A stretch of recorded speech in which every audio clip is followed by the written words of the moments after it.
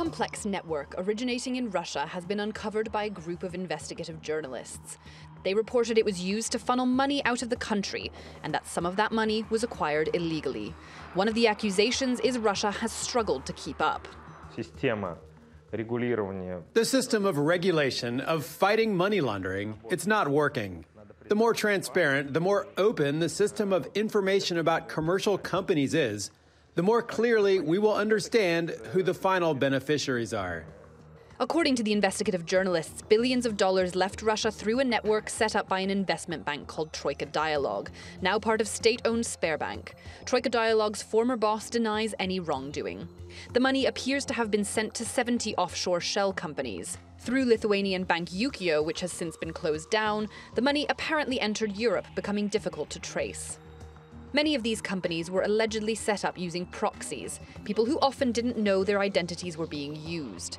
One bank account apparently used the signature and passport of an Armenian migrant worker in Moscow. So how would you explain why your passport also appeared in Ukio Bank's documents?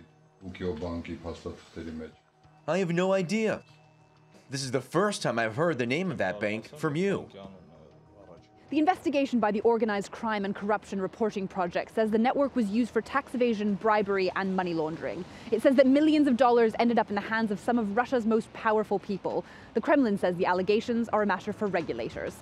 But critics say Russian regulation is far from robust.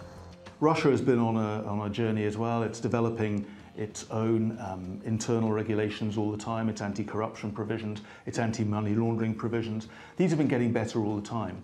But I think it is fair to say that they were weak, they were immature, and they were open to abuse when we look back at that sort of historical, immediate post-communist period. While the disclosures have been met with little more than a shrug in Russia, investigators in Europe and the US are examining them more closely. And an international task force could soon designate Russian banks high risk. Julia Chapman, TRT World, Moscow.